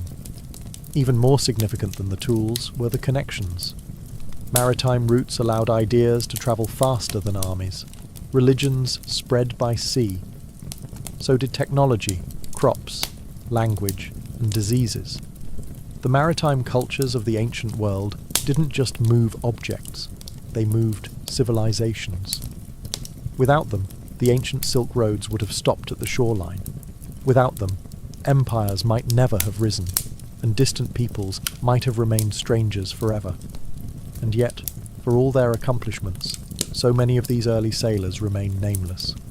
Their stories were rarely written down. Their ships decayed and vanished. What survives are fragments, pottery shards in a sunken cargo hold, a port structure buried beneath modern concrete, a star map etched on bone or bark. But their impact, that still moves with the tide. Every container ship crossing the Suez Canal, every satellite-guided cargo run across the Pacific, every naval patrol in the Mediterranean, owes something to those first brave souls who dared to chase the horizon. They may have been ancient, but they were never primitive. They were the original navigators of the human story. In the ancient world, royal birth was a blessing wrapped in a curse. The instant a child was born into a palace, they became more than a person. They became a symbol, a political weapon, and the future of an empire. Their education didn't begin in a classroom. It began in the nursery, surrounded by whispers of lineage, legacy, and looming threats. Unlike common children, who learned survival through labour, elite children were groomed for leadership from the start. Every gesture they made, every word they spoke, was watched, corrected, and crafted. Their lives were performances in training, rehearsals for thrones they had not yet earned. They didn't learn to read for leisure. They learned so they could read treaties. They didn't learn to speak to express themselves. They learned to command obedience, recite laws, and deliver carefully calculated flattery to foreign envoys.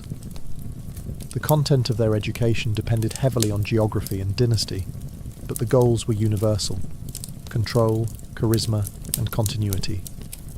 A Babylonian prince might be drilled in cuneiform by scribes, while an Egyptian heir would be introduced to priestly hieroglyphs, rituals, and sacred myths.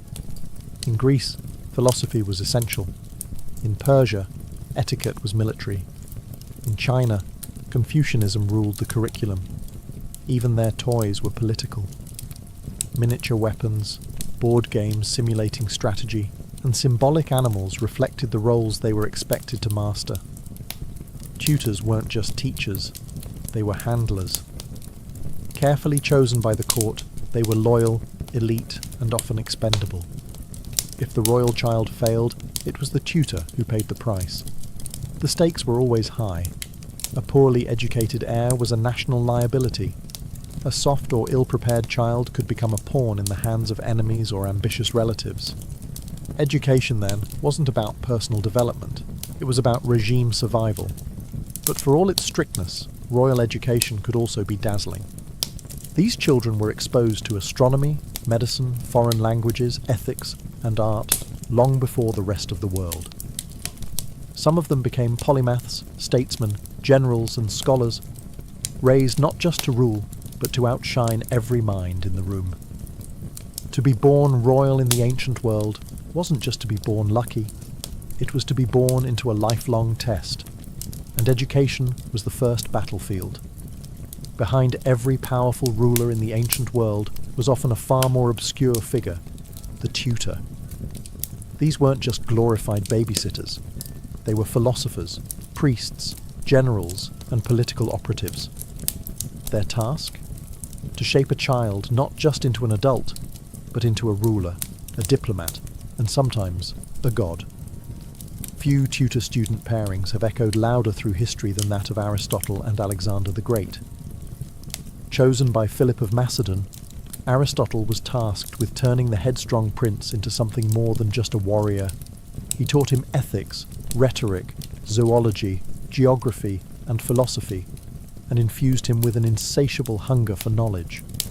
When Alexander later conquered the known world, he carried copies of Homer and philosophical texts with him like sacred weapons. Aristotle hadn't just taught him facts. He had crafted the inner world of a future conqueror. But Aristotle was no exception. In the Roman Empire, Seneca, the Stoic philosopher and statesman, was assigned to tutor the young Nero. He tried to shape the boy with virtue, logic, and restraint. Unfortunately, history tells us that Nero grew into one of Rome's most infamous tyrants. The failure wasn't entirely Seneca's, but it showed how even the best teachers couldn't always overcome a student's darker instincts or courtly influence. In Persia, royal tutors were often military men, chosen for their loyalty and their ability to instill discipline. Princes of the Achaemenid dynasty were taught hunting, horseback riding, and combat from the age of 7, alongside moral training in truthfulness and justice, all under the watchful eyes of elite mentors. Their education was practical, Spartan, and deeply political. In ancient China, Confucian scholars held enormous sway over the upbringing of princes. They instilled ideals of filial piety, hierarchy, and ritual. But woe to the tutor who taught the wrong thing. A slip of the tongue could lead to banishment or death if a lesson contradicted the emperor's doctrine. Being a royal tutor meant living in the shadows, shaping history through someone else's mouth and hand. They had to be wise, but invisible, commanding yet deferential. They walked a dangerous line, get too close, and they were envied. Fail, and they were discarded. Succeed, and their names lived on only if their students made history. While the sons and daughters of farmers learned from life, elite children of the ancient world learned from systems built behind palace walls, private academies, temple libraries, and in some cases, secret priestly schools that protected knowledge like it was gold. Education for royals wasn't just about preparing for power, it was about controlling the flow of knowledge, the one thing more dangerous than armies. In ancient Egypt, priesthoods were the gatekeepers of education. Royal children, especially future pharaohs, were sometimes educated in temple schools, where instruction included reading hieroglyphs, memorizing religious texts, understanding ritual practice, and learning astronomy and medicine. These were not skills shared with the general public. Literacy was rare, sacred, and only those destined to govern or interpret the divine were granted access. Much of this training was conducted in what we might call secret schools. Within temples like those at Karnak or Heliopolis, knowledge was transmitted from priest to pupil in complete confidentiality. The curriculum wasn't just religious, it was political. Knowing how to recite spells, interpret omens or plan rituals gave rulers control over life and death in the eyes of their people. Persia had its own elite educational structure. The sons of Persian nobility, especially those close to the king, were educated in what Herodotus called the king's school. Hidden from public view, these boys learned truth-telling, riding, archery, and leadership. They also absorbed Zoroastrian ethics and statecraft. This schooling wasn't just for princes. It was for future satraps, generals, and administrators, men expected to control provinces and armies with unwavering loyalty. In India, royal children might attend gurukulas, secluded forest schools run by learned Brahmins. While commoners rarely had access, princes were often placed under the guidance of a single guru who taught them everything from Vedic hymns to martial skills. The education was holistic, spiritual, intellectual, and physical, and again, deeply hierarchical. Knowledge was tailored to caste, role, and destiny. Even in Greece, where education was more democratized in some cities, elite children like those in Sparta or Athens received specialized training. Spartan royal sons were placed in the agog, the state-run military academy. Athenian aristocrats hired private tutors in logic, strategy, and rhetoric, because knowing how to win a war was only half the battle. Knowing how to win an argument could be even more important. In all these worlds, knowledge wasn't merely taught. It was guarded, passed like a sword, meant only for those who could wield it. In the ancient world, royal women were rarely expected to lead armies or govern states, but that didn't mean their education was trivial. In fact, for many dynasties, the instruction of elite daughters was just as calculated and strategic as that of their brothers. Because royal women weren't only daughters, they were future queens, priestesses, political pawns, and sometimes power players. In Egypt, royal women could hold immense influence. Queens like Hatshepsut and Nefertiti didn't merely stand beside pharaohs. They ruled, built temples, and engaged in diplomacy. This required education. Princesses in Egypt were often taught by temple priests in reading hieroglyphs, reciting religious texts, managing estates, and performing sacred rituals. Those destined to become God's wives of Amun were initiated into priestly orders, learning rites and theology far beyond the reach of commoners. Some even participated in governance with knowledge that rivaled their male counterparts. In Persia, royal women were kept behind palace curtains, but they weren't idle. The Achaemenid queens were entrusted with managing vast estates, overseeing treasuries, and maintaining courtly alliances. To do so, they were taught bookkeeping, diplomacy, and political etiquette. Greek historians like Xenophon note how Persian queens engaged in behind-the-scenes governance, indicating a quiet but formidable education.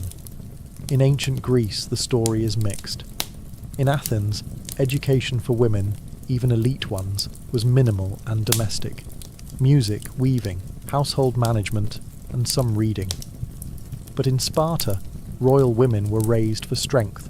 They trained in physical fitness, rhetoric, and Spartan values. A Spartan princess could speak her mind and command estates while her husband waged war. And when Spartan men died young in battle, it was often the women who upheld the legacy. In India and China, noble women's education reflected religious and dynastic priorities. In the Gupta Empire, royal daughters were sometimes schooled in Sanskrit, music, poetry, and philosophy, skills designed to enhance their allure and status. In imperial China, empresses and consorts were taught Confucian ethics, calligraphy, and palace protocol. Those destined for political roles, like Empress Lu Ji or Wu Zetian, went far beyond, mastering governance, surveillance, and statecraft under the guise of etiquette. Royal women walked a delicate path. They were expected to charm, not rule, but when circumstances changed, they often stepped into power. And when they did, their education wasn't a frill. It was their arsenal. If swords won battles, speech won empires. In the ancient world, a royal's ability to speak wasn't a soft skill. It was a weapon. Language, rhetoric, and public persuasion were essential tools of rule, diplomacy, and survival. And so, elite children weren't merely taught to speak. They were trained to captivate, manipulate, and command through words. Nowhere was this clearer than in ancient Greece, where rhetoric was seen as the hallmark of a civilized leader. Athenian aristocrats learned from masters like Isocrates and later the Sophists, who taught persuasive speech as both an art and a science. Young elites practiced delivering speeches, debating in public forums, and mastering logos, pathos, and ethos, the pillars of classical persuasion. For those raised to govern, a sharp tongue could be more useful than a sharp blade. This ideal spread across cultures. In Rome, elite boys were taught oratory from a young age. They memorized Cicero's speeches, learned courtroom strategy, and practiced delivering arguments while maintaining poise and decorum. For imperial heirs, this wasn't just about courtly performance, it was about survival. A poorly timed phrase could invite scandal. A brilliant speech could sway the Senate. Even in monarchies where absolute power reigned, words still mattered. In Egypt, the pharaoh was seen as a divine speaker. His proclamations carried ritual and legal weight. Royal children learned formal language and ceremonial formulas, reciting them during religious processions and state rituals. In Mesopotamia, scribal schools taught elite children not only how to write, but how to write persuasively, crafting royal decrees, diplomatic letters, and mythic hymns. In Persia and India, language played a different but equally vital role. Persian princes were trained in multiple tongues, Old Persian for court, Aramaic for diplomacy, and sometimes Greek or Median. They learned how to negotiate, compliment, and intimidate with tone and timing. Indian royal students, especially under the Maurya and Gupta empires, studied Sanskrit epics and philosophical texts like the Arthashastra, which offered tactical lessons in rhetoric, espionage, and diplomacy. Even in cultures where oral tradition reigned, like among Celtic and Germanic elites, storytelling and speech-making were forms of authority.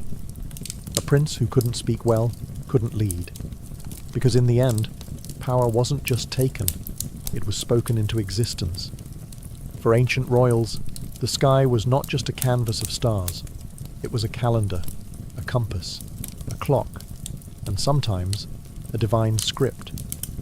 And beneath that sky, the numbers mattered. Mathematics and astronomy weren't optional subjects for royal heirs. They were foundational disciplines that shaped how a ruler understood time, taxes, architecture, war, and even fate itself. In Mesopotamia, long before Pythagoras was a household name, Babylonian elites were studying base 60 math systems, predicting eclipses, and calculating planetary movements with astonishing precision. Royal scribes and priest astronomers were often tutors to princes, teaching them to read cuneiform tablets filled with data on stars, weather, and omens. These calculations weren't abstract. They had real consequences for when to wage war, plant crops, or perform royal rituals. Egyptian royal education also wove mathematics into nearly every sphere of power. Pharaohs needed to understand land measurement for taxation after Nile floods. They also had to oversee monumental building projects, temples, tombs, and pyramids, requiring geometric knowledge and logistical skill. Astronomy guided Egypt's religious calendar, and royal children were taught to track the heliacal rising of Sirius, which heralded the annual inundation and marked the start of the year. In ancient India, members of the royal class were exposed to the deep mathematical traditions found in texts like the Sulba Sutras, and later, Aryabhata's work on algebra and planetary motion.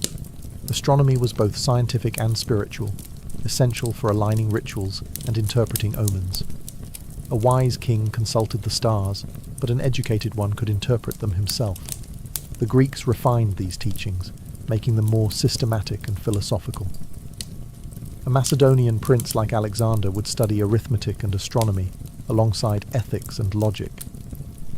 Greek royal education, influenced by thinkers like Plato and Aristotle, treated mathematics as a gateway to understanding the order of the cosmos, and by extension, one's place as a ruler within it. Even the Chinese imperial courts relied heavily on astronomy. Emperors were seen as cosmic intermediaries, and the ability to predict celestial events validated their divine right to rule. Court astronomers were powerful figures, and princes were educated in lunar cycles, eclipse prediction, and calendar reform. In every culture, the educated ruler didn't just rule over people, they ruled over time, space, and destiny. And math and the stars were their silent advisors. Books could crown a ruler, but swords kept them on the throne. For ancient royalty, education didn't end in the classroom. It extended to the battlefield, where courage, physical mastery, and strategic skill were as vital as philosophy or statecraft. Elite children, especially male heirs, were raised with one unspoken truth. If you cannot defend your kingdom, someone else will take it. In Sparta, this belief was law. Royal sons entered the Agog, the state's brutal military academy, by age 7. There, they were stripped of comfort and trained in pain tolerance, endurance, hand-to-hand combat, and battlefield tactics. Even princes were not spared. They fought, bled, and survived alongside other Spartan boys, forging a bond through hardship that would serve them on the front lines.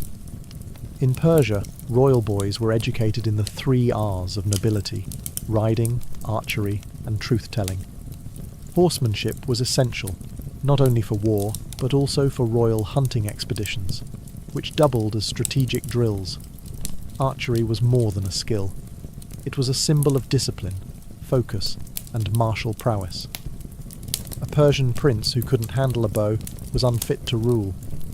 India's warrior classes, such as the Kshatriyas, were trained from a young age in Dhanurveda, the martial science. Royal children learned to wield swords, spears, maces, and bows. They also studied the philosophies of war through epics like the Mahabharata, which taught not just how to fight, but why to fight, and what honour required in the face of death. Egyptian and Mesopotamian princes were also expected to be commanders. They practiced chariot driving, spear throwing, and wrestling under the guidance of military officers. Pharaohs were often depicted smiting enemies, but that theatrical image was grounded in real training. War wasn't theoretical. Rulers led from the front. In Rome, the young patrician elite were taught both virtues, manly courage, and disciplina. They trained with wooden swords, learned formations, and read military histories. Julius Caesar wasn't just a scholar, he was a hardened general, trained to balance pen and sword from youth. Even Chinese princes, often more insulated by bureaucracy, practiced martial arts, archery, and horseback riding as part of their princely curriculum. The ruler was expected to embody both the civil and the military ideal, the wen and the wu. In every empire, education in warfare wasn't optional. It was survival. For a royal child, a misplaced word could start a war. A glance held too long could spark a scandal. In ancient courts, knowing how to sit, speak, and smile was as much a weapon as wielding a sword. Etiquette wasn't fluff, it was strategy. Behind every bow and banquet was a game of survival, and royal education drilled this into the heirs of empires. From China to Persia, court etiquette was codified to a level of near paralysis.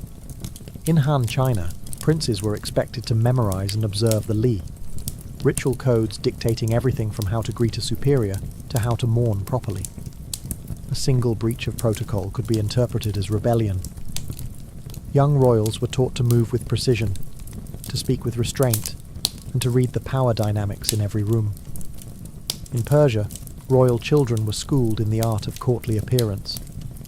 This included not just dress and manners, but also how to handle envoys, deflect insults, and respond with poise under pressure.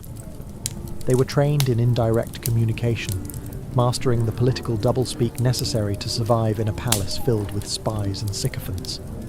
In India, Natishastra, the science of politics and ethics, was a key part of elite education. Texts like the Arthashastra outlined how a king must navigate betrayal, use informants, and maintain a balance between diplomacy and force. Royal heirs were expected to understand these concepts early, because one wrong alliance or naive gesture could cost them their throne or their life. The Greeks and Romans Yes! too. Oh my! I wasn't expecting some Athenian elites were guests. schooled in charis, This is personal charm wonderful! and I grace, haven't had human while flesh. Roman boys I learned the mean art of human flattery, guests public in conduct, and ages. surveillance. Let's have some Julius fun. Caesar How wasn't about just a little trained to game of fight. tag? He was taught how to win over senators, I'll be it undermine the rivals, entire time, and read while a you man's all do your ambition by his best to tone. run. In Egypt, etiquette blurred with divinity. The pharaoh wasn't just royalty, he was a god. Royal children were taught to behave with serene dignity at all times, their bodies seen as symbols of cosmic order. Even their posture mattered. Their stillness wasn't passivity, it was power in silence. And always, beneath the manners and rituals, lay espionage. Tutors often taught princes how to test loyalty, gather secrets, and spot deception. Because in every palace, someone was always watching, and survival depended on watching back. The royal education was never just about shaping a child, it was about shaping the future of a dynasty. For ancient elites, every lesson in logic, battle, etiquette, and language carried the weight of generations. A well-educated ruler could unite kingdoms, stabilize empires, and earn immortality in marble and myth. A poorly prepared one could unravel everything. In many ways, royal education was the empire's gamble on itself.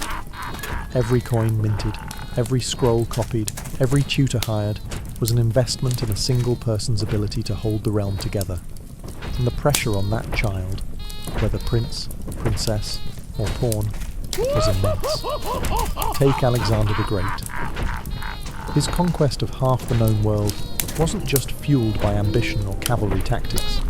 It was rooted in years of tailored instruction under Aristotle, who instilled in him a thirst for knowledge, debate, and divine destiny. Alexander didn't merely conquer, he carried with him Greek culture, science, and diplomacy, becoming a symbol of Hellenistic unification. Contrast that with Nero, who was also rigorously trained by none other than the Stoic philosopher Seneca. He had every educational advantage one could offer, yet still descended into cruelty, paranoia, and excess.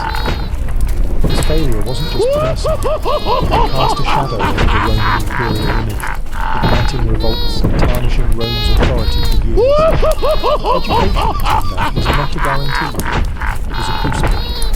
For royal women, the stakes were no less grave. A queen consort could become regent, a princess could be married off as a peace offering, or rise to rule in her own right. The education of figures like Cleopatra or Wu Zetian wasn't a luxury, it was preparation for empire. Their ability to speak multiple languages, manage treasuries, and navigate deadly court politics kept them alive and in power. Even long after their deaths, the impact of these royal educations endured. Many rulers became patrons of learning, founding academies, libraries, and temples of knowledge. Their own childhood instruction became the model for future generations, repeated, refined, and ritualized. In the end, the education of the royal child was never just about the child, it was about legacy, about ensuring the past didn't die, and that the future could be ruled with wisdom, not just force. Because in the ancient world, the throne was inherited, but the ability to keep it, that had to be taught.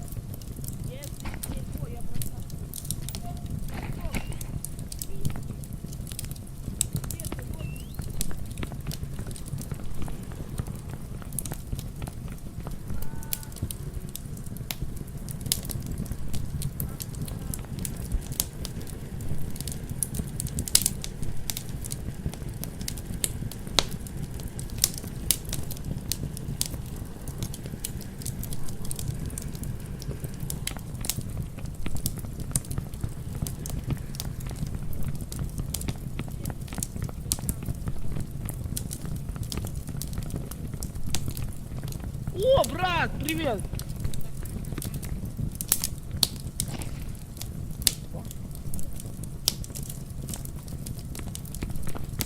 Мы идем за тобой, да. У меня два провода есть, если что.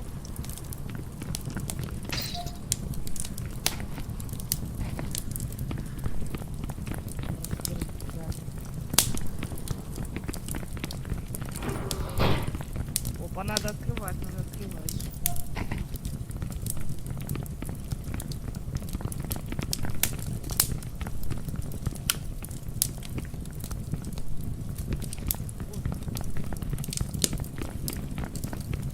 Братишка, что ты такой быстрый?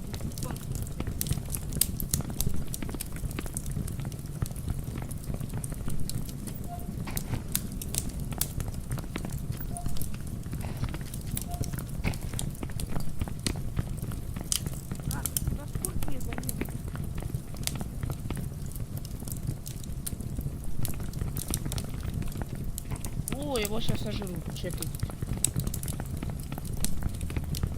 А, это сожрут. Бегите!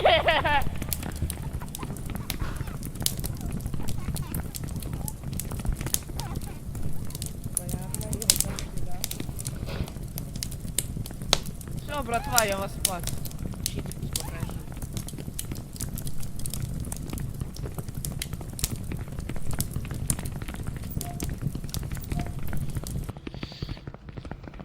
А, стоп.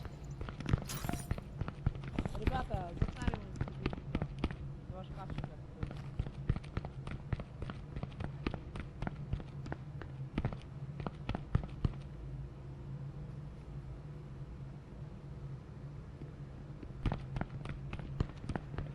Скажи привет. Братишки, быстрее.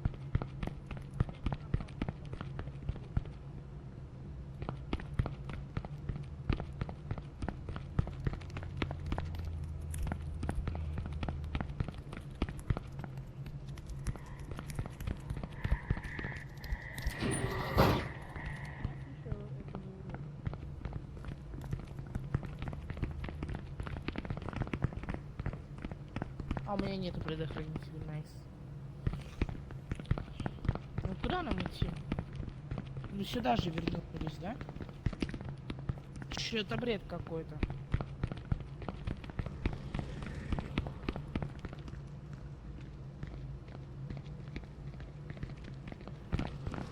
Брат, я не понимаю, куда нам нужно. А его сейчас сожрут. А это меня сожрут! Да почему я? Это Ира!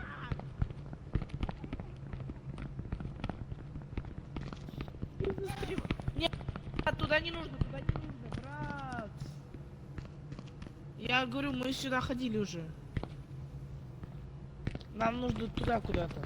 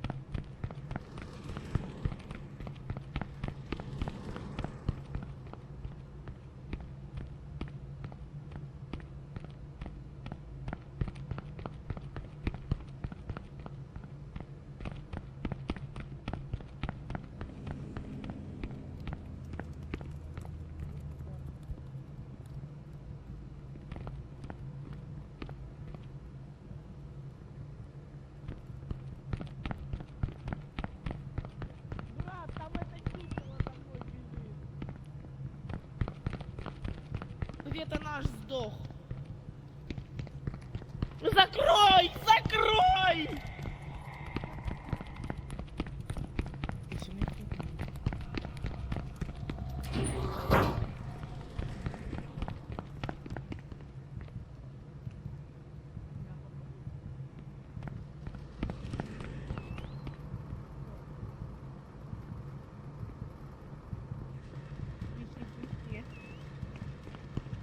Брат, погнали нашу ждать.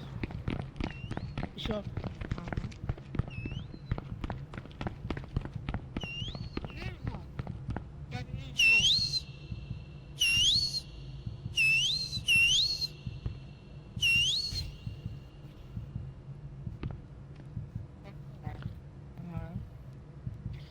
Брат, я не понимаю, где здесь выход. Тут что-то аномальное. Мне кажется, уровень забагался.